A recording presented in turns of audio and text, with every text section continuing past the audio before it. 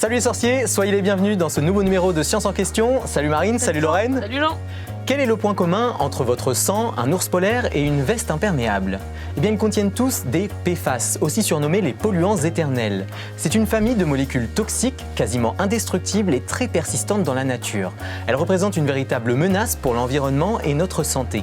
Alors d'où viennent ces molécules de l'enfer? Pourquoi elles mettent des siècles à se dégrader? Et peut-on s'en débarrasser avant ça? Nos invités du jour travaillent au BRGM. Ils étudient de très près ces contaminants, dans un premier temps pour mieux les connaître, mais aussi pour développer des stratégies de dépollution et tenter d'éliminer ces polluants de nos sols et surtout de nos eaux souterraines. Bon, mais c'est pas la première fois qu'on entend parler de ces molécules. Elles ont déjà fait la une de l'actualité dans le passé, n'est-ce pas Marine? Oui, les PFAS ont été à l'origine d'un gros scandale écologique et sanitaire aux États-Unis dans les années 90. Je vous raconterai le combat d'un avocat contre le géant chimique DuPont. Voilà, on vous en dit plus juste après le générique, c'est parti.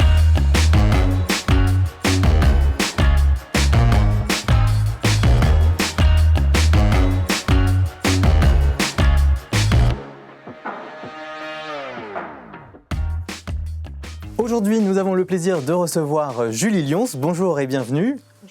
Alors, vous êtes hydrogéologue et vous étudiez les PFAS au BRGM, le Bureau de recherche géologique et minière. Ces fameux PFAS ou polluants éternels, ils sont utilisés en fait dans l'industrie depuis quoi? Les années 40, les années 50 massivement. Pourquoi ils intéressent autant les industriels? Oui, alors ces composés ont plusieurs propriétés qui sont très très intéressantes. Ouais. Alors d'abord, ils sont très résistants à la chaleur, donc une bonne résistance thermique. Et puis, ils ont également différentes propriétés où ils vont permettre d'imperméabiliser des matériaux, notamment vis-à-vis de l'eau pour les rendre imperméables, mais également vis-à-vis de l'huile. Donc, on va les retrouver dans des usages de type anti-tache, anti-gras. Donc, on va les retrouver dans des emballages. Oui, c'est ça, ils ont plein d'applications du coup derrière. Voilà, dans des emballages pour les pizzas, les hamburgers, pour les vêtements pour se protéger de la pluie. Et puis également, il va y avoir des applications plus larges, comme la lutte contre les incendies, pour des feux très spécifiques, très particuliers d'hydrocarbures, de produits chimiques. Parce que cette résistance fait qu'ils vont résister à des fortes températures et donc permettre de faire des mousses extinctrices d'incendie.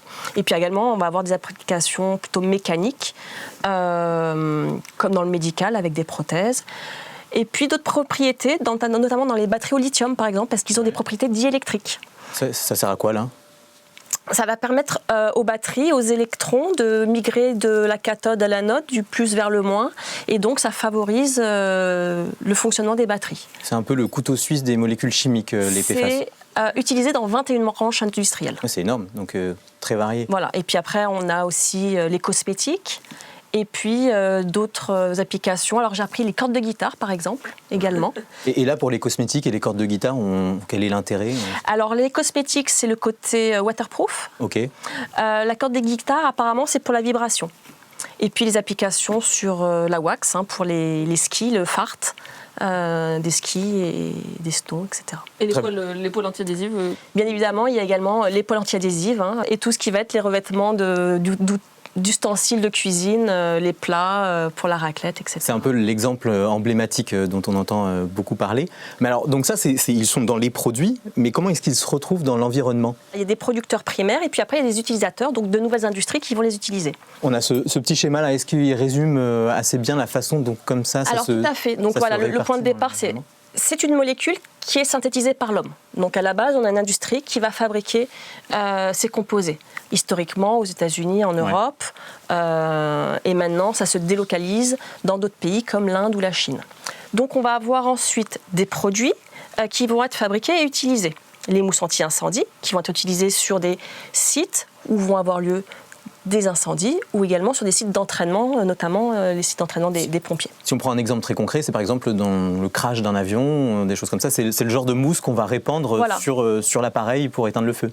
Tout à fait, c'est des feux très particuliers, ce ne sont pas les feux de forêt, ce sont plutôt les feux avec des hydrocarbures ou des produits chimiques, donc plutôt sur des sites de type aéroport ou raffinerie ou industrie chimique. Donc ça va être l'utilisation. Donc quand on l'utilise sur les mousses, sur les territoires ouverts, on va diffuser cette mousse va pouvoir s'infiltrer dans le sol ou ruisseler vers les cours d'eau. Donc c'est là où on va avoir une première contamination de l'environnement.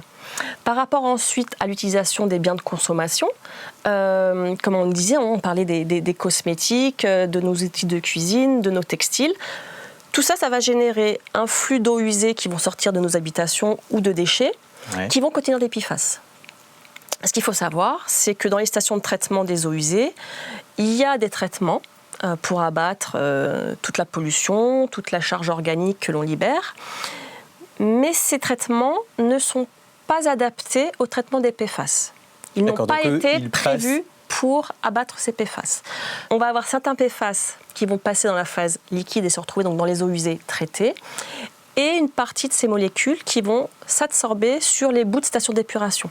Les boues qu'on utilise après pour répandre dans l'environnement comme engrais, c'est ça? Tout à fait. Ces boues sont valorisées en agriculture et donc sont répandues sur les sols. Et donc là, on va également donc étaler nos boues qui contiennent parfois des PFAS sur nos sols qui vont ensuite migrer soit dans le sous-sol, soit ruisseler vers les eaux souterraines.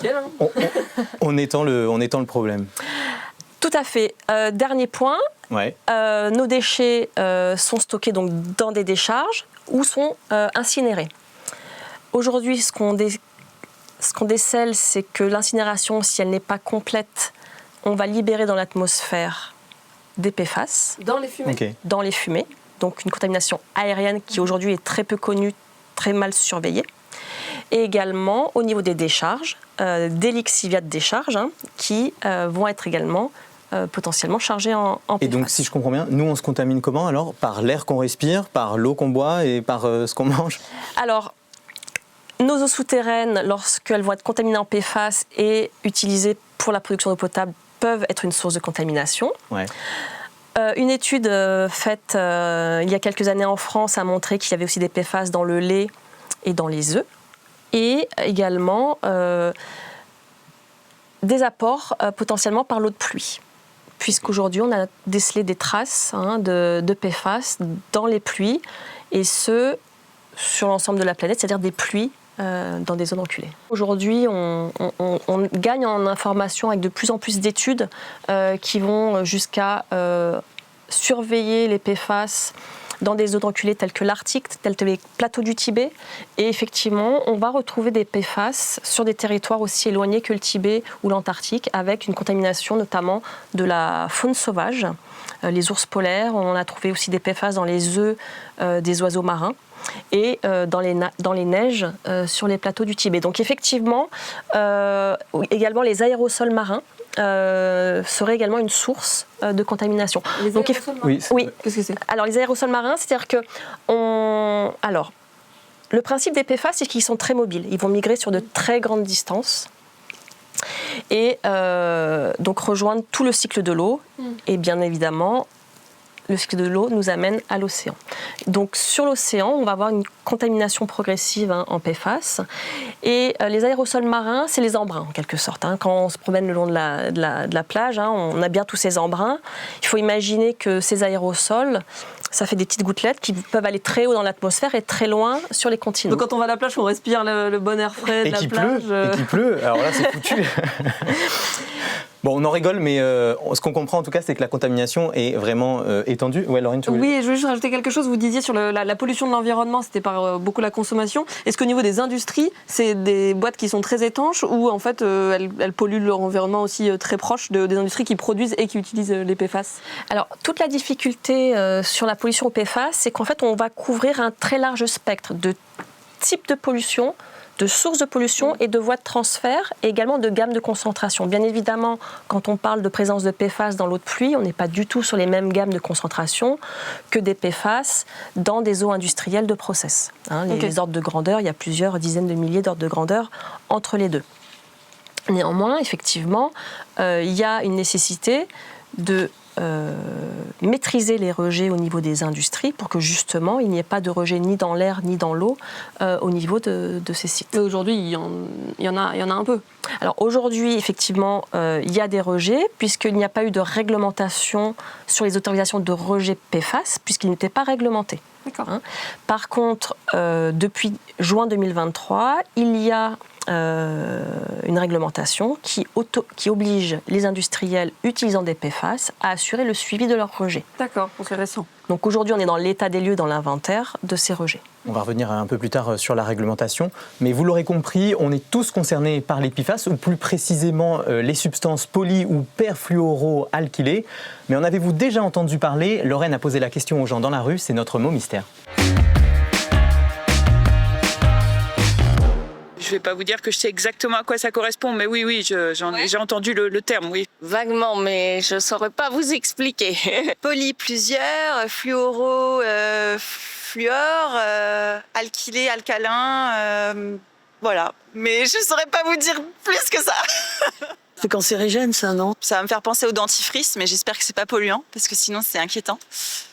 Non, sinon je n'avais pas entendu parler. Alors je crois que c'est en lien sur ce qu'on appelle les polluants éternels de mémoire, puisque c'est ce qu'on avait, j'ai entendu ça au tout début par rapport à des skis, comme quoi ils arrêtaient l'utilisation justement de ces traitements-là pour glisser. Ça allait probablement changer un peu la donne dans la compétition de ski. Ça pourrait venir dans la dégradation de matière, dans l'environnement, je sais pas, dans le sol, dans le sous-sol, je sais pas. C'est malheureusement partout que c'est. Alors effectivement, on parle principalement des poils, etc. Mais c'est dans les vêtements, c'est dans le maquillage, c'est. Je crois qu'il y en a absolument partout. Enfin, c'est l'impression que j'ai en tout cas. Alors Julie, parmi tout ce qu'on vient d'entendre, là, il y a quelque chose qui vous fait réagir?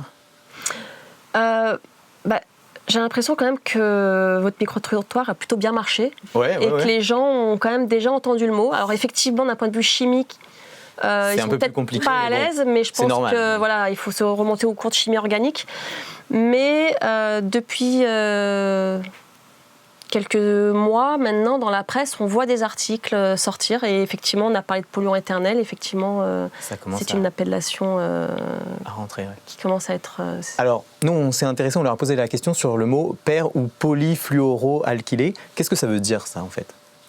Alors, ça veut dire que l'on est sur des composés qui sont constitués de chaînes. Là, on a une image. Voilà, d'une chaîne de carbone à laquelle va être associé des atomes de fluor. Okay. Alors, la liaison carbone-fluor est l'une des plus stables de la chimie qu'on connaisse sur Terre. C'est une des liaisons les plus stables. Ça veut dire qu'on a du mal à la rompre et... Voilà, c'est-à-dire vraiment persistante, résistante. Ok. Il faut beaucoup d'énergie pour la casser. Donc c'est pour ça aussi qu'on parle de polluants éternels ou de polluants persistants. Et ces molécules, ce sont des molécules artificielles alors ? Alors effectivement, elles sont synthétisées par l'homme.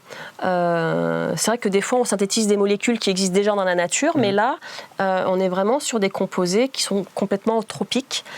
Et une publication estime potentiellement à 7 millions de composés possibles qui pourraient exister avec ces atomes-là et ces structures-là. On a une autre image pour essayer de montrer justement la famille de PFAS.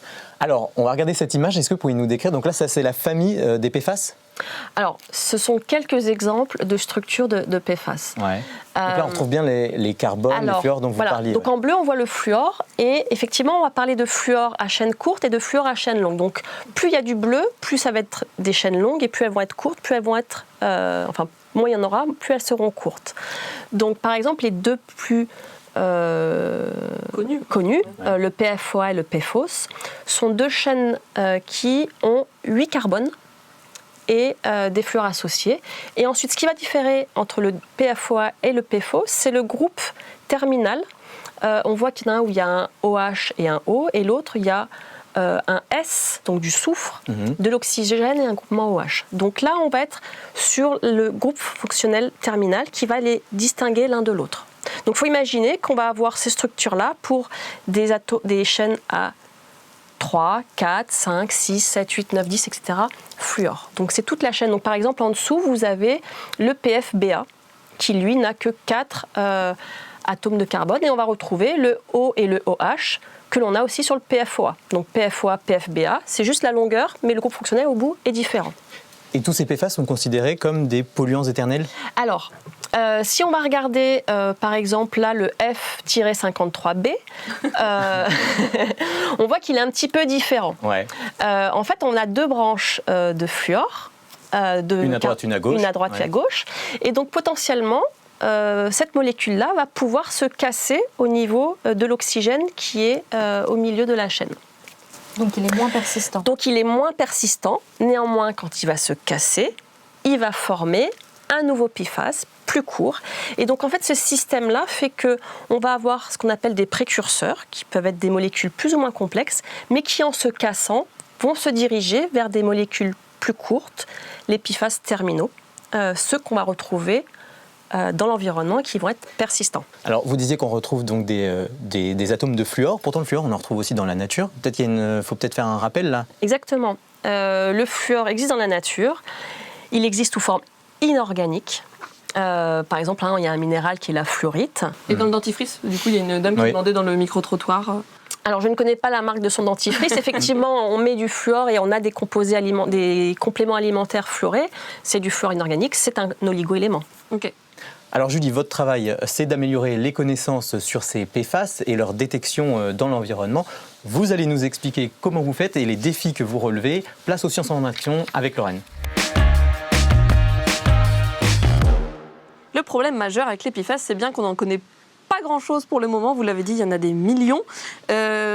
Quand vous faites une étude dans l'environnement, que vous faites des prélèvements, par exemple, je sais pas, autour d'un site pollué, est-ce que vous avez un test qui vous permet de repérer tous les PFAS ou est-ce qu'il faut faire un test pour chaque PFAS? Comment ça se passe?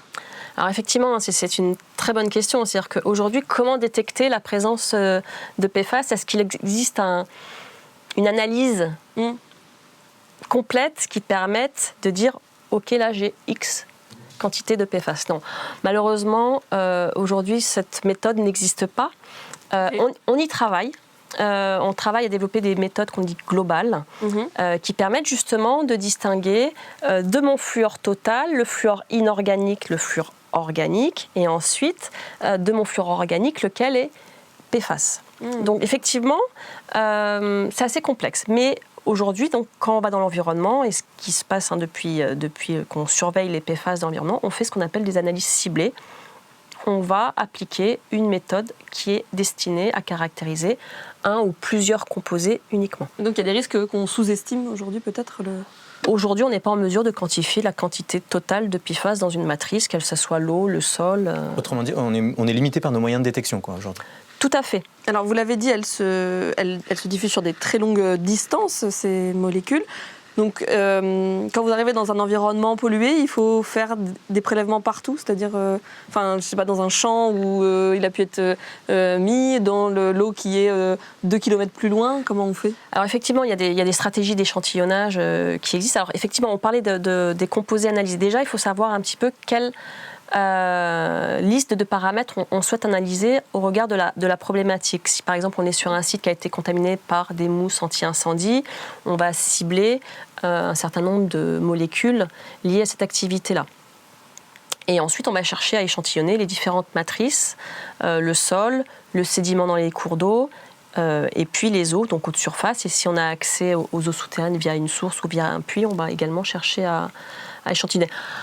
La stratégie d'échantillonnage, elle va être la même pour tout type de pollution. C'est pas l'enjeu. L'enjeu, c'est vraiment d'être capable d'analyser les composés et d'identifier lesquels sont potentiellement présents.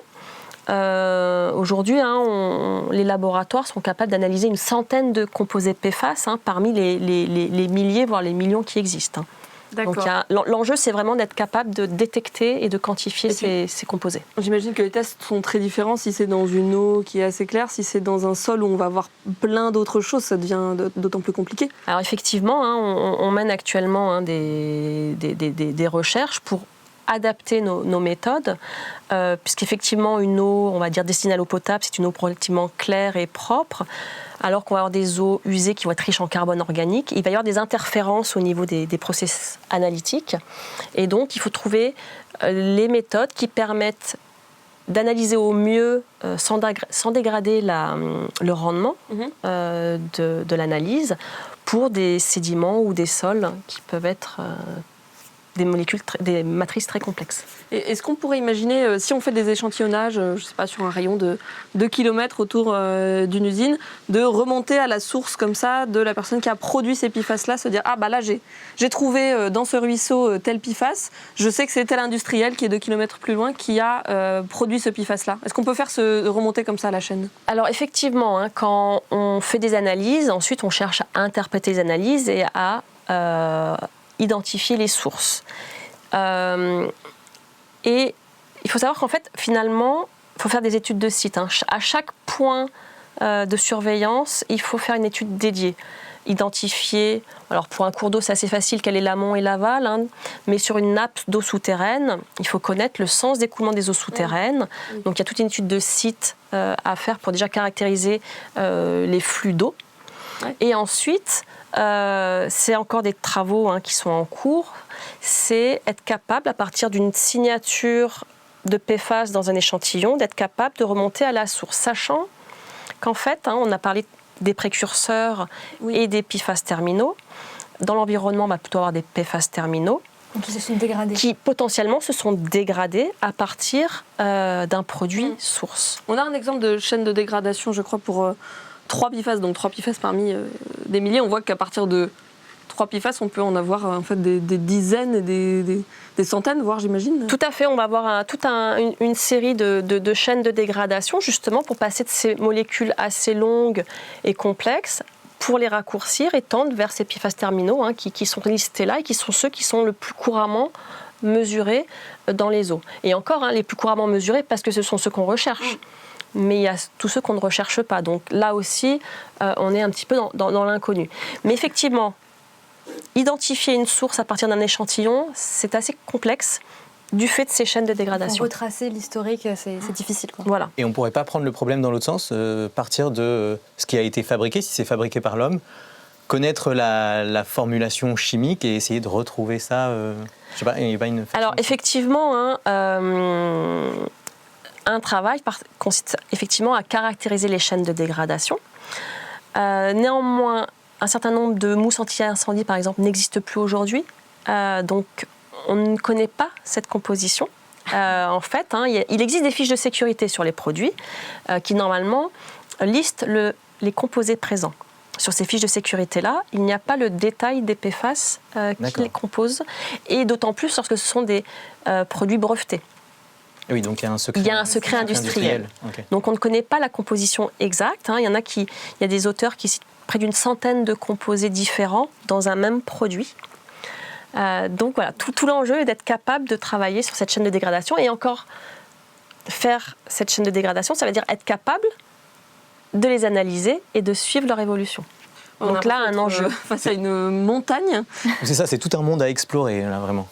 Tout à fait. Donc c'est pour ça qu'en fait, il va y avoir toute une communauté de scientifiques qui ont travaillé sur le comportement dans l'environnement, comment ils vont se comporter, parce qu'en fait, il y en a qui vont être mobiles parce qu'ils sont plus petits, d'autres qui vont être moins mobiles et qui vont se fixer parce que plus gros.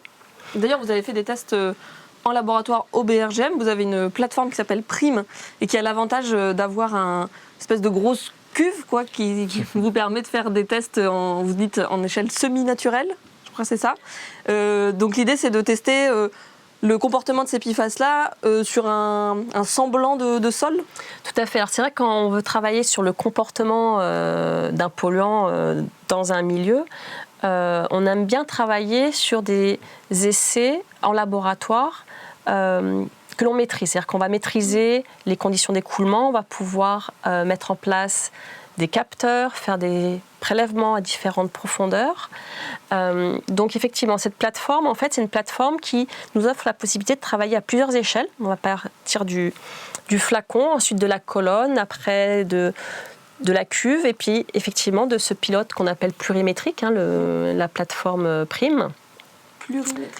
Plurimétrique, voilà, plusieurs mètres, qui nous permet justement d'appréhender le comportement donc, à échelle réelle. Et alors, qu'est-ce que ça vous permet d'apprendre sur ces PFAS, sur le temps qu'ils mettent à bouger Voilà, ça va nous permettre de suivre donc, la migration, donc la cinétique, la rétention. En fait, ce qu'il faut voir, c'est qu'un polluant, quand il est dans l'eau, il ne va pas forcément avancer à la vitesse de l'eau. D'accord. Il va interagir avec les grains, avec les fissures, et il va y avoir un coefficient de retard, un facteur de retard qui va être causé par différentes réactions ou processus, chimiques ou physiques. Donc il va migrer moins vite que l'eau. Okay. Donc ces propriétés-là vont être différentes pour chacun des composés, pour chacun des polluants, et la particularité des PFAS, c'est qu'ils vont, en plus de se sorber classique de se sorber, de se fixer sur les grains. Par exemple, la matière organique, les argiles, les oxydes qui ont des propriétés de surface. Les PFAS ont en plus la propriété de s'accumuler à l'interface OR. D'accord. Par leur structure qui sont assez particulières, ils vont rester. Si vous avez en zone non saturée des bulles d'air ou à l'interface entre la nappe et la zone non saturée, ils vont se regrouper à cette interface OR, ce qui va être un autre facteur de retard dans la migration. Ça pourrait avoir des conséquences aussi sur la façon dont on prélève l'eau dans les nappes, par exemple. Enfin, j'essaie d'imaginer, si on connaît mieux ces PFAS et qu'on sait qu'ils sont à cette interface-là, si on veut prélever de l'eau qui soit la moins polluée possible. Effectivement, le battement de la nappe entre saison sèche, saison humide, ça peut être un moteur qui permettra de remobiliser des PFAS qui s'étaient accumulés. Donc entre 2 cycles, chaque cycle va pouvoir en remobiliser. Donc voilà, ça c'est une chose qui est intéressante. Et l'autre élément ici, c'est qu'ils vont se fixer entre eux, ils vont s'accumuler entre eux et former ce que les chercheurs appellent des structures supramoléculaires. Donc voilà, et c'est vraiment beaucoup de processus qui vont être autour de ces PFAS qu'il va falloir comprendre pour être capable de prédire à quelle vitesse les PFAS vont migrer dans la nappe et à quelle vitesse ils vont rejoindre nos captages d'eau potable, par exemple. D'accord. Bon, on voit qu'en tout cas, c'est une question qui est très, très large, très, très vaste et qui touche beaucoup de domaines scientifiques différents. Et ça fait un peu peur aussi de se dire qu'on n'est qu'au début de la connaissance de ces PFAS. Mais vous y travaillez, et heureusement.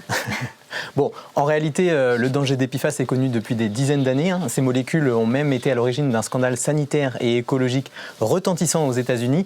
Marine va nous raconter cette histoire, c'est son coup d'œil du jour. Alors tout commence par la mort de 190 vaches aux États-Unis. En 1998, un avocat, Robert Bilott, reçoit un appel un peu étrange. Au bout du fil, c'est un fermier, Wilbur Tennant, qui accuse la grande entreprise de produits chimiques DuPont d'empoisonner son bétail. Voilà, il lui explique que depuis que DuPont a installé une de ses décharges à côté de sa ferme, ses vaches meurent à vitesse grand V, que leurs dents sont devenues noires, qu'elles naissent avec des malformations. Et il lui dit aussi que le ruisseau dans lequel elles boivent est recouvert de mousse blanche. Alors Robert Bilott trouve ça inquiétant. Il commence à enquêter sur DuPont et il apprend notamment que depuis les années 50, DuPont utilise du PFOA pour fabriquer des revêtements anti-adhésifs en téflon. Le PFOA, on en a déjà entendu parler, il me semble. Oui, le PFOA, c'est un PFAS, un polluant éternel, mais à l'époque, Bilott ne connaît pas cette substance et il veut en savoir plus. Alors il contraint DuPont à lui envoyer tous leurs documents sur le PFOA et il est choqué par ce qu'il apprend. En fait, depuis les années 60, l'entreprise DuPont menait dans son coin des études sur la toxicité du PFOA en le testant notamment sur des rats. Et ces études, elles montrent que les rats exposés au PFOA développent des malformations et des cancers du foie, du pancréas et des testicules. En parallèle, DuPont a aussi mené des études sur ses propres ouvriers et l'entreprise a observé que ceux qui travaillaient au contact du PFOA tombaient plus souvent malades que les autres, ils développaient plus de cancers et 2 ouvrières ont même eu des enfants qui présentaient comme les rats des malformations. Donc depuis plus de 30 ans, DuPont savait que le PFOA était toxique et n'a rien dit. Et du coup, c'est le PFOA rejeté par DuPont dans l'eau qui empoisonnait les vaches du fermier, c'est ça ? Exactement. Et quand Robert Bilott apprend ça, il est révolté et il se lance dans une bataille judiciaire contre DuPont qui va durer presque 20 ans. D'abord, il porte plainte contre l'entreprise au nom du fermier et il lui obtient une indemnisation pour ses vaches. Mais c'est pas suffisant. À cause de DuPont, c'est l'eau potable de toute la région qui est contaminée. Alors en 2001, il dépose une nouvelle plainte, au nom cette fois-ci des 70 000 personnes qui boivent tous les jours de l'eau au PFOA. Et là encore, il gagne. DuPont s'engage à payer pour filtrer l'eau de tous les habitants concernés. Mais le problème, c'est que dans la région, beaucoup de personnes sont déjà tombées malades et ça fait des années qu'elles sont exposées. La difficulté, c'est de prouver que c'est bien le PFOA qui les a rendues malades parce que les études de DuPont sur la toxicité du PFOA concernent seulement ces ouvriers qui étaient directement en contact avec la substance. Mais Bilott refuse de se laisser abattre. Il demande la création d'un groupe de scientifiques indépendants pour analyser le sang des 70 000 personnes exposées. C'est un travail monstrueux, ça leur prend 7 longues années. Et en 2011, le verdict sort. Il y a bel et bien un lien probable entre le PFOA et le cancer, les problèmes de thyroïde, l'inflammation du système digestif et d'autres pathologies. Au total, finalement, c'est plus de 3500 personnes malades qui vont porter plainte contre DuPont. Et en 2017, l'entreprise débourse des centaines de millions de dollars pour indemniser les victimes. Donc ça se finit pas trop mal finalement. On est quand même loin d'une happy end. Effectivement, DuPont n'utilise plus de PFOA. D'ailleurs, la substance a aussi été interdite dans l'Union européenne en 2020. Mais on parle d'un polluant éternel. Il ne suffit pas de l'interdire pour qu'il disparaisse. Aujourd'hui, on estime que 100% des organismes vivant sur Terre sont contaminés au PFOA et plus généralement au PFAS. En plus, oui, DuPont a perdu son procès, mais ça n'a pas soigné pour autant les personnes qui sont tombées malades. Et le plus frustrant dans cette histoire, c'est que DuPont a remplacé le PFOA par du GenX, qui n'est ni plus ni moins qu'un autre PFAS. Donc ce qu'on peut dire, c'est que la fin des polluants éternels, c'est pas pour tout de suite. Ok, merci Marine. C'est Très plutôt joyeuse. inquiétant tout ça. Mais les choses bougent en France. Récemment, l'Assemblée nationale a voté une loi qui vise à interdire les PFAS. Qu'est-ce qui est prévu en France ? Alors effectivement, le 4 avril, l'Assemblée nationale a voté en première lecture une loi visant d'une part à interdire les PFAS dans un certain nombre de produits. Ouais. À savoir les textiles, le fart pour les skis et les cosmétiques, sachant qu'effectivement les ustensiles de cuisine avaient été retirés lors de cet examen à l'Assemblée nationale. Ça prévoit d'autres choses, oui. Et voilà, également, on va avoir la mise en place du principe de pollueur-payeur. Ça, c'est très important, puisqu'en fait, le constat aujourd'hui est effectivement qu'on a un certain nombre d'environnements qui sont contaminés par les PFAS, notamment des captages d'eau potable. Cela va induire une hausse des coûts de traitement de l'eau, tant eau usée, mais également eau potable, qui va retomber sur la société. Là, le fait de mettre en place ce principe de pollueur-payeur va permettre de financer le coût de cette pollution au PFAS. C'est une sorte de taxe qu'on impose aux... Tout à fait, ce serait une taxe qui va être basée sur les rejets industriels. Il y a aussi, je crois, l'information au public. Ça fait partie de ce qui rentre dans cette loi ? Tout à fait. Ce point-là, c'est de rendre public les sites potentiellement émetteurs de PFAS. À travers une carte où on pourrait visualiser. Alors je ne connais pas exactement la forme, mais oui, l'idée c'est bien d'informer les citoyens des risques d'émissions de PFAS. Et également un point sur la surveillance des eaux destinées à l'eau potable, sachant qu'à partir du 1er janvier 2026, il y a déjà une loi qui sera en vigueur, qui permettra de garantir le respect d'une norme de potabilité sur les PFAS dans les eaux potables. D'accord. Merci beaucoup Julie, merci Marine pour cette histoire un peu terrifiante, mais bon, au moins on voit que les choses bougent et ça avance. Alors maintenant qu'on a expliqué que les PFAS ne se dégradent pas dans l'environnement et qu'ils sont présents partout, vous vous doutez bien qu'il va être difficile de s'en débarrasser, mais pour autant, est-ce une mission impossible ? Comment extraire ces molécules toxiques du sol et comment les dégrader ? Quelles pistes sont envisagées ? Notre prochain invité travaille avec vous au BRGM, il teste des solutions de dépollution en laboratoire. Place à l'esprit d'équipe. Bonjour Stéphane Colombano, bienvenue sur le plateau de Science en question. Bonjour. Alors vous êtes chercheur dans le domaine des sites et sols pollués au BRGM et vous vous connaissez bien tous les deux, vous travaillez quotidiennement ensemble ? Oui. Oui. On est dans le même bâtiment, on est voisins de bureau. Ok, c'est la bonne entente ? Entente cordiale. Moi aussi, on s'entend très bien. Alors, Stéphane, je le disais, donc votre objectif, c'est de mettre au point des solutions de dépollution, des méthodes en tout cas qui sont économiquement acceptables. Est-ce que ça veut dire qu'aujourd'hui, les méthodes qu'on a ne suffisent pas ? Il y a beaucoup de techniques de dépollution dans le domaine des sols pollués, des eaux souterraines. Il y a beaucoup de techniques qui existent, il y a un retour d'une trentaine d'années. Pour autant, ces techniques éprouvées et approuvées sur certains composés organiques, puisque les PFAS restent des composés organiques, ouais. Si on les applique telles quelles avec les PFAS, on va arriver à une sorte de mur technico-économique. Puisque ces PFAS ont, comment dirais-je, ces propriétés, comme vous l'avez vu en première partie d'émission, un, d'être très peu biodégradables, ouais.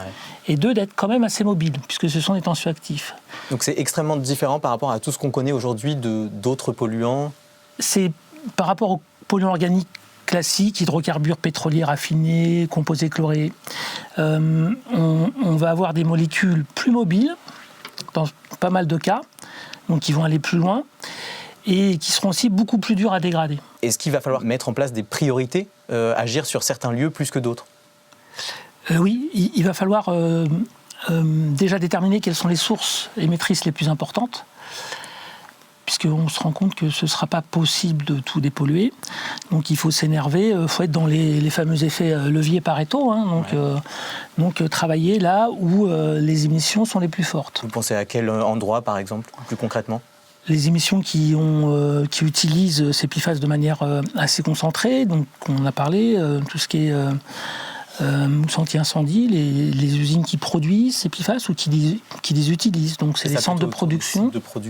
Centres de production. Alors il y a ça.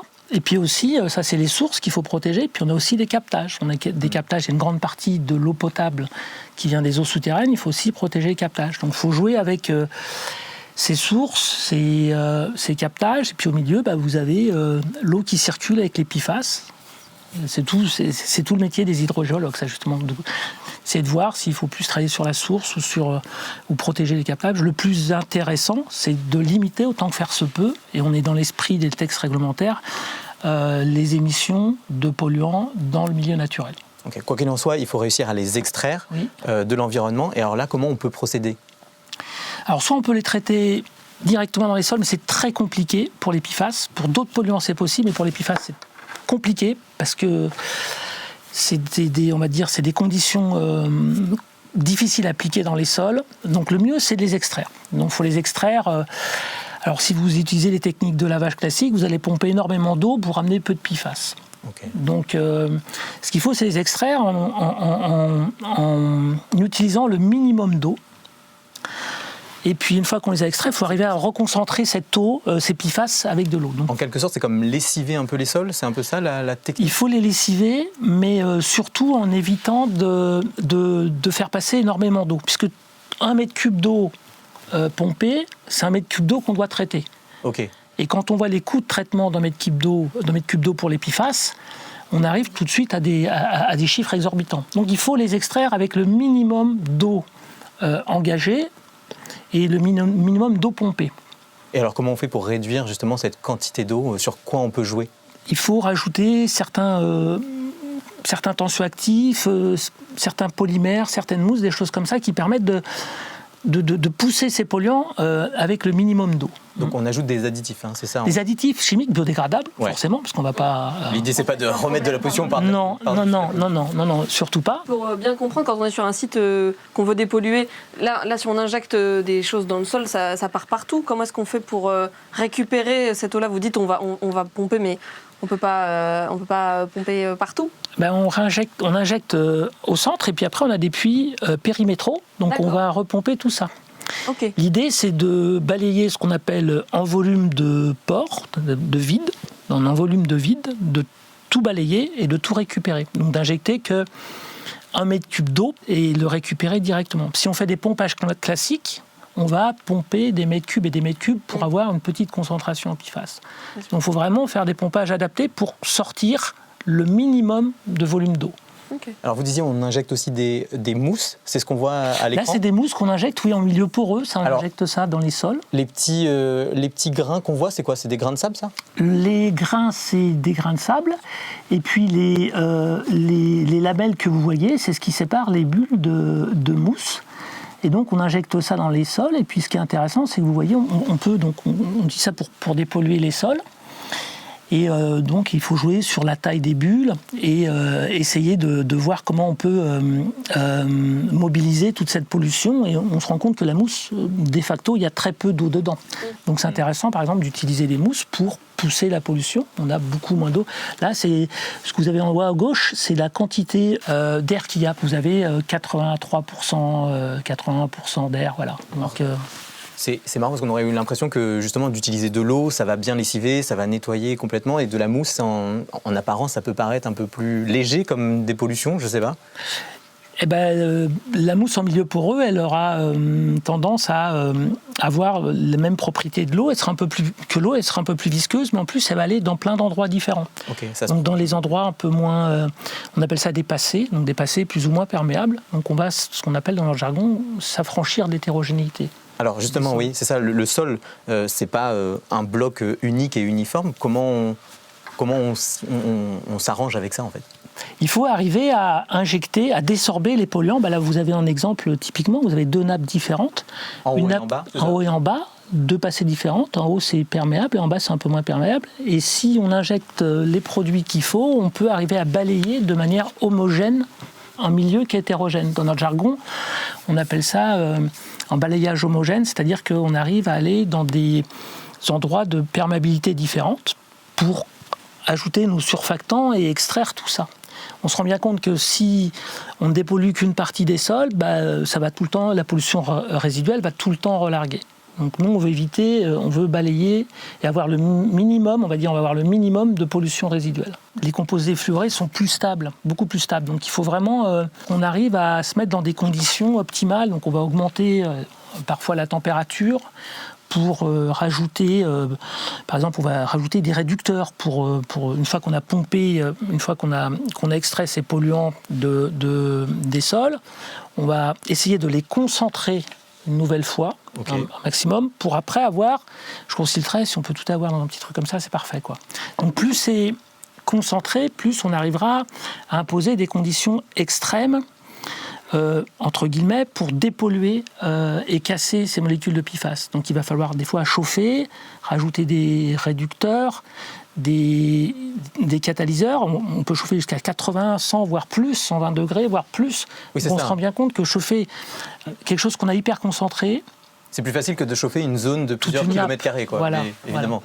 Voilà. Donc il faut extraire avec le minimum d'eau, reconcentrer tout ça, alors par différentes techniques de membrane, de flottation, de charbon, différentes choses. Il faut reconcentrer tout ça, et ça, on peut commencer à le traiter. Et ça, vous le testez aussi en laboratoire, Oui. le fait de chauffer et de voir si vous arrivez à détruire les molécules? Oui, et oui. Et alors, qu'est-ce qu'on voit par exemple à l'image? Ça, c'est des réducteurs. On essaie de détruire les PFAS avec des réducteurs et des catalyseurs. Donc, les réducteurs, oui, c'est quoi? Les réducteurs, les catalyseurs, c'est des choses qui sont... quand ils vont être... L'idée, c'est que, vous avez vu les molécules de PFAS, on va enlever les atomes de fluor. On les remplacer par de l'hydrogène. Donc, ça va devenir inoffensif. Un réducteur, c'est une défluoration. Et donc, pour enlever ça, il faut ça ne se fait pas automatiquement, il faut qu'on soit dans certaines conditions, à certaines températures. Pour les composés chlorés, c'est plus facile, mais fluorés, c'est plus compliqué. Donc, pour enlever ces molécules de fluor, il va falloir qu'on se mette dans certaines conditions. Donc, en réducteur, ça va être quelque chose qui va nous permettre d'enlever le fluor et de le remplacer par de l'hydrogène. À partir de là, on peut considérer qu'on a dépollué, qu'on a cassé la molécule et donc qu'on a dépollué. Si on n'a plus de fluor, si on arrive à, dans notre jargon, on appelle ça minéraliser le tout, donc on n'a plus que des hydrocarbures, hydrogène, carbone et des fluors sous forme soluble, des fluorures, on n'a plus de PFAS. Ok. Et alors, quels résultats vous obtenez en laboratoire? Là, sur la mobilisation, donc on a commencé, là vous voyez, ce sont des essais en colonne 1D, comme disait Julie. Après, on a vu aussi des films en 2D. Ouais. Après, on va aller en 3D, mais en colonne 1D et en bac 2D, on est sur des rendements épuratoires de plus de 90%. C'est des conditions optimales, forcément, donc ça va se dégrader après. Mais même en milieu hétérogène, on a plus de 90%. C'est plutôt encourageant, ça. Oui, on est content, donc on va aller sur les étapes d'après. Ouais. Donc on est très content. Vous êtes passé sur les étapes d'après, ça veut dire changer d'échelle, c'est ça? Oui, en 3 dimensions, plus gros. Sur la même structure que sur laquelle travaille Julie? Julie, elle va faire la photo de la pollution. Ouais. Et puis une fois qu'elle aura bien pollué, avec d'autres collègues, vous arrivez après. Il faut dépolluer après, voilà. Ok, donc en fait, vous lui laissez un peu le bébé, on peut dire. Tout à fait. C'est ça, elle fait la fête et moi je nettoie, quoi. Okay. Non, c'est très complémentaire, c'est-à-dire qu'il faut vraiment qu'on regarde comment ça bouge. Pour après voir, on a besoin de toutes ces données pour voir après nous comment, à quelle vitesse, à quel couple débit-pression on injecte tout ça, quoi. Oui, c'est étroitement lié, vos deux travaux. Est-ce qu'on pourrait agir aussi de manière préventive à la sortie des usines, j'imagine, mettre des sortes de filtres, des choses comme ça? Alors déjà, quand on parle de préventif, parce qu'on n'en a parlé que du curatif, donc le meilleur curatif c'est la prévention, on est d'accord, mais on rentre dans ces débats de substitution. Peut-on remplacer ces molécules de PFAS? Alors dans certains cas oui, dans certains cas non. C'est un autre métier, c'est pas notre métier et tout ça, mais la première chose c'est est-ce qu'on peut substituer avec les mêmes qualités chimiques et mécaniques des produits, quoi. C'est la première chose. Et puis après, lorsqu'on produit ces PFAS, le mieux, c'est de traiter tout ça à la source, c'est-à-dire avec des stations d'épuration qui permettent de traiter ces PFAS avant que ce soit rejeté, des stations d'épuration des eaux, de l'air, qui permettent vraiment de contenir toute cette pollution sur site. Parce qu'à l'heure actuelle, les stations qui existent ne sont pas toutes adaptées pour dépolluer ces PFAS. Confère la discussion que vous venez d'avoir, et donc il faut éviter que ça rentre dans le cycle eau souterraine, une station d'épuration, boue et tout ça, quoi. Très bien. Bon, en entendant qu'on ait soit des substituts, une réglementation efficace ou des moyens de dépollution qui fonctionnent parfaitement, on peut déjà peut-être changer nos habitudes pour essayer de ne pas aggraver le problème. On a demandé aux gens ce qu'ils pouvaient modifier dans leur quotidien. Écoutez leurs réponses. Le téflon, déjà, moi, j'en achète pas, ça fait longtemps. Donc, toutes mes casseroles, je fais bien gaffe. Mais sinon... là, après, faudrait connaître exactement là où tout ça se cache. Privilégier les matières telles que coton, lin, tout ça. Bon, c'est pas trop le cas là, j'avoue. mais voilà, mon maquillage, je me maquille pas vraiment, donc ça me change pas. Mais il y a tellement d'autres choses. Je suis sûre qu'il y a même des choses que j'utilise et je sais même pas qu'il y a des PFAS dedans, donc c'est compliqué. Je pense que c'est cause perdue du coup, parce qu'on va continuer de manger, j'adore les fruits de mer. Oui, ça me semble compliqué. Maintenant, espérons qu'on soit mort avant. C'est con, parce que ça n'a pas d'impact direct. Je manque un peu de réaction. Mais c'est une question que je me suis posée et je pense que je vais changer 2-3 trucs. Après, c'est à l'échelle de la société. Il y a des actions clairement politiques à faire à ce niveau-là, en fonction d'eux. Mesurer le danger, etc., comme toute thématique, j'imagine, de santé, en vrai. Bénéfice-risque, mais bon, là, pour la cuisine, un peu de beurre, j'imagine, et ça part. Bon, la plupart des gens que j'ai interrogés, la première chose à laquelle ils pensaient, c'était les poêles anti-adhésives, c'est la batterie de cuisine. Est-ce que ça, c'est effectivement le premier geste à faire si on veut se protéger un petit peu des PFAS ? La problématique des produits, c'est surtout au niveau de la fabrication. D'accord. Et de ces sites industriels qui produisent. Donc dans notre consommation, au-delà de protéger notre santé, finalement, c'est de faire pression aussi sur les industriels. Si on achète moins, c'est moins de PFAS qui sont produits et donc moins de sites pollués. C'est la production, effectivement, c'est vraiment la production de PFAS qui est problématique et la génération, c'est-à-dire plus on produit, plus on augmente la quantité potentiellement disponible pour rentrer dans l'environnement. Et il rentre dans l'environnement, mais étant persistant, il ne se dégrade pas. Donc on augmente année après année la quantité de PFAS présent dans notre environnement. Et après la production et l'utilisation, il y a aussi la fin de vie aussi. Qu'est-ce qu'on en fait? Où est-ce qu'on les stocke? Comment on les recycle éventuellement? Est-ce qu'on les recycle? J'imagine que c'est aussi une problématique. C'est directement la problématique avec les décharges et la gestion des déchets. Mais donc, en fait, ou les boues de stations d'épuration. Pour se protéger, la première chose à faire, c'est ne pas habiter à côté d'une industrie qui produit des PFAS, ne pas habiter à côté d'une décharge qui stocke des PFAS. J'ai l'impression que c'est là où on est le plus exposé. Alors, comme on le disait tout à l'heure, la présence des PFAS, elle est variée et en diverses concentrations. Donc effectivement, d'abord, ça va être de protéger les captages d'eau et de surveiller l'alimentation et également ce qu'on attend tous pour pouvoir statuer sur la toxicité d'un produit, c'est de connaître les valeurs toxiques de référence et les concentrations qu'on appelle les PNEC, les concentrations qui permettent de garantir l'absence d'impact sur la santé. Pour l'instant, on n'a pas encore toutes ces valeurs qui permettent justement de positionner un produit par rapport à un risque. D'accord. Et alors vous qui êtes des citoyens très éclairés sur le sujet, est-ce que ça a pu modifier des choses dans votre façon de consommer? Est-ce que vous avez déjà fait le pas? Personnellement, je n'ai pas encore changé ma batterie de cuisine. Okay. J'avais pas de poêle anti-adhésive, donc okay, voilà. Vous partiez bien. Par contre, j'ai des fois des vêtements qui sont imperméables. Voilà.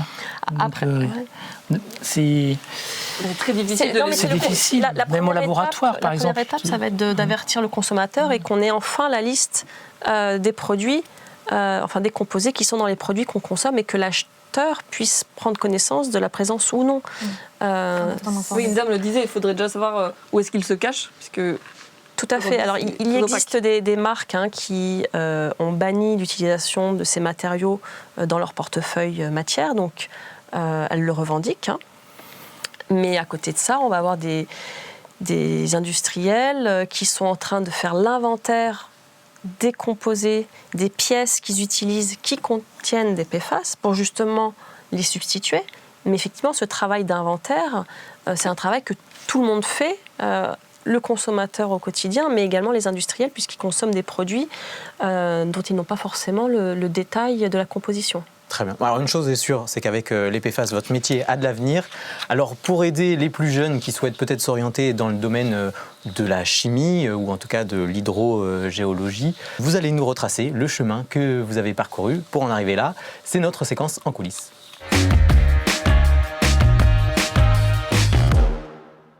Alors, cette séquence, on a l'habitude de la commencer par un petit challenge où vous allez avoir chacun 30 secondes pour vous présenter. On lance le chrono dès que vous êtes prêts. Julie, c'est vous qui passez la première. Est-ce que vous êtes prête ? Allons-y. Allez, top chrono. Eh bien, j'ai fait un bac scientifique option physique-chimie. Et en révisant mon bac, j'ai découvert une passion pour la biologie. Et donc, j'ai décidé de m'inscrire en fac en sciences de la vie et de la Terre. Sciences de la vie et de la Terre, j'ai découvert les sciences de la Terre, la technique des plaques. Révélation, je me suis orientée vers les sciences de la Terre. D'année en année, comme ça, j'ai suivi le fil des matières qui m'intéressaient. En troisième année, c'était l'hydrogéologie, l'eau souterraine. Ensuite, c'était l'environnement et les eaux souterraines. Et voilà. Et c'est comme ça que vous êtes arrivés là où vous êtes. Merci Julie. Stéphane, c'est à vous de vous présenter. Est-ce que vous êtes prêts ? Non. On peut attendre 5 secondes ? Non, si, c'est bon. Pardon. Allez, c'est parti, on lance le chrono. Oui, donc moi j'ai fait 4 ans d'études à l'université d'Angers, d'abord en sciences de la vie et de la terre, option chimie, et après en traitement, différents traitements, donc traitement des eaux. Après j'ai étudié à l'université de Sherbrooke au Canada dans le traitement des eaux, puisqu'à l'époque on ne pouvait pas étudier les cités sols pollués, ça n'existait pas au niveau formation on va dire, voilà. Et après j'ai fait une thèse un peu plus tard, Université Paris-Est. Ouais. Super, bon, voilà. Et puis relevez haut la main. Bravo. Bon, merci à tous les deux, mais c'était juste un résumé de vos parcours. Maintenant, on va creuser un peu plus. Stéphane, par exemple, on peut dire qu'on peut vous appeler un peu Monsieur Propre. Déjà petit, vous vouliez dépolluer. En fait, ça vous vient de votre grand-père, c'est ça ? Oui. Quand on cherche sa voie, quand on est petit, moi, il y a quelque chose qui m'intéressait, c'est que j'avais la photo de mon grand-père, mon frère jumeau, je suis un frère jumeau. Voilà. Et donc, il s'occupait il était ouvrier cantonnier, il s'occupait de différentes choses, il réparait les bancs de l'église et machin, voilà. Et 2 fois par semaine, il s'occupait de la station d'épuration d'un petit village près de la Bretagne. Et donc, je trouvais ça bien, et quand on cherche sa voie, je dis, voilà. Donc, ça m'intéressait bien, je trouvais ça intéressant de dépolluer. Déjà petit, vous avez quel âge ? Voilà, c'était de 4-5 ans jusqu'à, on va dire, la fin de la 3e, on l'aidait. Donc c'était les vacances d'été. Donc c'est venu comme ça, et puis après, quand on cherche à voir, je dis, ça c'est bien. Donc je voulais faire du traitement d'eau. Et puis j'appliquais ça au sol. Avant de devenir chercheur, vous avez été ingénieur dans des sociétés de dépollution. Est-ce que vous pouvez nous expliquer la différence entre ces 2 métiers, ces 2 parties de votre parcours ? Oui, déjà on voit que les cheveux, c'est... Là, on va suivre comme ça un peu l'évolution. Oui, ça c'était... j'aimais bien parce que c'était de la pollution des sols aussi. C'était intéressant parce que ça allait assez vite et tout. Et c'était des choses grandeur nature, mais il manquait tout le temps une petite chose, un petit peu de temps pour réfléchir à des nouveaux procédés ou des choses comme ça. Donc, le côté créatif qui vous manquait ? C'était créatif, mais on faisait aussi un peu de recherche et tout. Mais je voulais avoir plus de temps pour penser à des choses beaucoup plus détaillées, sophistiquées, qu'on a plus le temps de faire dans le métier de chercheur que d'ingénieur. Donc c'était des très belles années que j'adorais, et puis qui sont complémentaires avec ce que je fais maintenant, parce que les idées que j'ai s'alimentent du passé et vice-versa, quoi. Alors pour faire de la recherche, il faut faire un doctorat. Vous avez parlé de votre thèse, mais la thèse est venue dans un second temps. Vous avez d'abord fait un master et vous avez repris les études à 36 ans pour faire votre thèse. Donc en fait, vous avez cumulé un travail et la thèse à côté, pardon ? Je faisais déjà de la recherche et puis j'ai regroupé quelques articles scientifiques pour soutenir une thèse, mais je faisais déjà de la recherche au BRGM. Voilà. Donc vous aviez les deux en parallèle ? Oui. Alors c'était pas en 36 ans, c'était même un peu plus tard, c'était à 39, je crois. 39 que j'ai 39 ans. soutenu. Ouais. Et c'est pas trop difficile de reprendre les études une fois qu'on est déjà rentré dans la vie professionnelle, parce qu'un doctorat, c'est pas rien quand même. Non, j'ai commencé. C'est 3 ans. Ouais, non, moi, ça durait 4 ans. Moi. J'ai fait, c'était de 2015 à 2019. Donc voilà. C'était de 44 à 49 ans. Et donc je disais, cumuler les deux, quand vous êtes déjà dans la vie professionnelle, déjà installé, c'est pas compliqué comme rythme à suivre? Non, c'est juste on doit faire des papiers, on doit écrire tout ça, donc il faut tout regrouper pour faire... voilà. Ça n'a pas changé fondamentalement ce que je fais, mais c'était un peu pour s'amuser, quoi. D'accord. Chacun son passe. Non, parce que nous, notre métier, c'est de faire des papiers, des articles et tout ça, et puis en regroupant certains papiers, ça fait quelque chose de logique qu'on met dans un manuscrit, et voilà. Bon, c'est quand même un sacré rythme, mais ce que vous m'avez confié en préparant cette émission, c'est que paradoxalement, les meilleures idées, elles ne viennent pas pendant qu'on est en train de travailler sur quelque chose. Parfois, c'est pendant des temps de repos, on s'y attend pas. Oui. Est-ce que vous avez un peu des exemples de quand ça vous est arrivé Ah oui. Ou pas, peut-être. Ça arrive un peu, c'est vrai, n'importe comment, dans un repas, ou des fois, faut laisser divaguer son esprit. Il ne faut pas toujours avoir la tête dans le guidon. Il faut penser, laisser repartir, et c'est dans des moments de décontraction qu'on trouve des trucs, des fois, qui reviennent après, ça vient un peu comme ça. Donc finalement, le cliché du scientifique qui fait Eureka comme ça, c'est plutôt proche de la réalité? Oui, pas tout le temps. Des fois, c'est plus dans la peine, mais c'est souvent, c'est vrai, je ne sais pas si tu es d'accord avec moi, c'est souvent quand on laisse un peu son esprit partir, c'est là où il y a les ruptures de paradigme qui arrivent, les idées un peu en rupture, qui sont souvent les plus intéressantes. Donc il faut un bon équilibre entre le repos et le travail. C'est ça. Julie, votre domaine à vous, donc c'est l'hydrogéologie. Ce qui est bien avec votre métier, c'est que de l'eau, il y en a partout, donc vous pouvez travailler partout. Vous avez dû voir du paysage dans votre carrière? Oui, effectivement, j'ai eu la chance de faire quelques déplacements, on va dire, ultramarins, puisque en fait, le BRGM a des antennes régionales, y compris dans les DOM. Et donc, j'ai été amenée à collaborer avec différentes équipes en Guyane, à La Réunion, à la Martinique. Et puis également, on peut travailler à l'international avec des déplacements, par exemple, à Madagascar. Est-ce qu'il y a une campagne de prélèvement, d'échantillonnage qui vous a particulièrement marqué? Oui, il y a des petites anecdotes comme ça. C'est vrai que, alors, étant hydrogéologue, en fait, nous, tout l'enjeu, c'est d'aller prélever des échantillons d'eau. On cherche souvent à... Alors, quand je cherche à faire de la qualité des eaux naturelles, on va chercher à prélever des points d'eau qui sont hors pression anthropique, là où il n'y a personne, là où il n'y a pas d'habitation, pas de route, donc des endroits un peu isolés. Donc effectivement, on a fait une campagne sur La Réunion avec différentes sources. Donc des fois, l'image précédente, par exemple, la source semblait très proche, et puis on a mis 1 heure à crapahuter au milieu des lianes, il n'y avait pas de sentier. Et puis le lendemain, on devait aller prélever à un endroit qui était au Pont du Diable. Et pour ça, il fallait qu'on descende dans un cirque. On a dormi en bas, on a fait le prélèvement et puis on remontait le lendemain. Et j'étais avec un jeune volontaire du service civique qui m'accompagnait. Et il m'annonce sur le chemin, au fait, j'ai le vertige. Ah. Donc effectivement, et puis lui il savait, moi je savais pas trop où j'allais. Bon, le Pont du Diable, on se doute toujours que c'est un peu particulier. Et effectivement, là, à la première échelle, il m'a abandonné. Il m'a dit non mais là je passerai pas l'échelle. Vous avez dû vous débrouiller toute seule. Donc je suis partie avec le guide, parce que généralement quand on part dans des endroits comme ça, on a souvent un guide, parfois de l'ONF ou de l'organisme environnemental local. Donc lui m'a attendu et puis je suis allée finir le prélèvement toute seule dans cet endroit. Et c'est vrai que c'était assez vertigineux. Il faut être un peu aventurier alors quand on travaille au BRGM. Oui, il y a un côté... alors on essaie toujours quand même d'être prudent dans ces secteurs-là. On ne part jamais seul.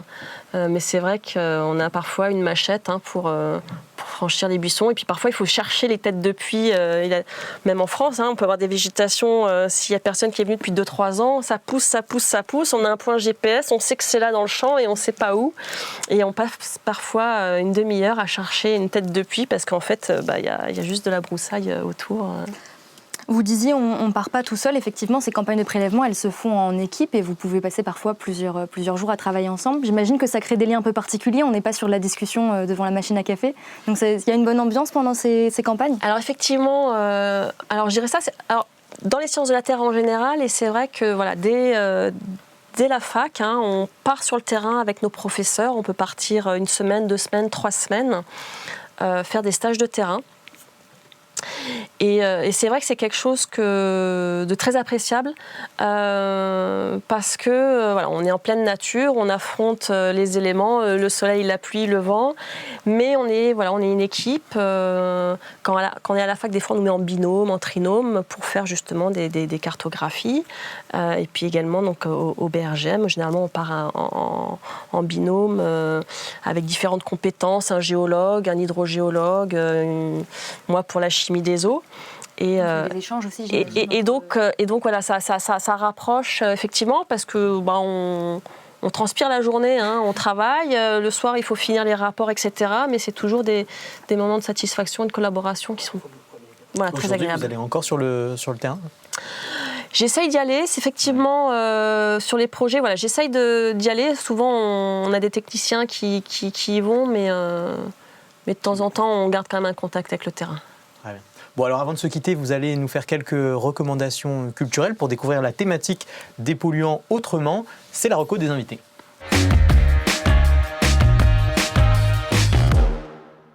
Alors Julie, vous avez choisi de nous partager un film et c'est le film Dark Waters. Est-ce que vous pouvez nous en dire quelques mots ? Je pense que ça va faire écho à ce qu'on a déjà pu dire. Alors effectivement, le contexte a été posé tout à l'heure par Marine. Dark Waters, donc, c'est un film sorti en 2019, réalisé par Todd Haynes et qui retrace donc toute l'épopée de l'avocat Robert Billiot sur son enquête sur les PFAS. Et qu'est-ce qui vous a marqué, vous, dans ce film ? Il y a quelque chose qui a retenu votre attention en particulier ? Au-delà d'être un film, on va dire, pédagogique, qui permet justement d'expliquer au grand public toute cette problématique et tout cet enjeu, il y a aussi, d'un point de vue cinématographique, une atmosphère qui est retranscrite par la mise en scène qui est assez remarquable. Alors avec vous, Stéphane, on reste dans le 7e art. Vous avez choisi de nous partager un film aussi. C'est lequel ? Erin Brockovich. Donc ça parle Seul contre tous. Oui, ça parle de pollution des nappes avec du chrome. Donc là on n'est pas sur les PFAS, on est sur un autre polluant. Non, c'est une pollution des eaux souterraines. Donc c'est assez novateur à l'époque, on va dire. On se rend compte que les eaux souterraines... Une avocate, c'est ça ? Oui, c'est ça. Donc on se rend compte que pendant longtemps on s'est dit on pouvait mettre des polluants dans les eaux souterraines et puis le pouvoir auto-épurateur, voilà. Et là, on s'est rendu compte que... Donc ça, c'est intéressant que les gens prennent connaissance qu'on ne peut pas mettre tout et n'importe quoi dans les eaux souterraines, quoi. Bon, pour avoir vu les deux, je me joins à vous. Je recommande, c'est de très bons films. Voilà, merci. On arrive à la fin de cette émission. Merci à tous les deux. Merci d'être venus et de nous avoir un peu éclairés sur cette pollution au PFAS. Merci à vous d'avoir suivi ce nouveau numéro de Science en question. On vous dit à très vite pour d'autres découvertes scientifiques. Ciao les sorciers.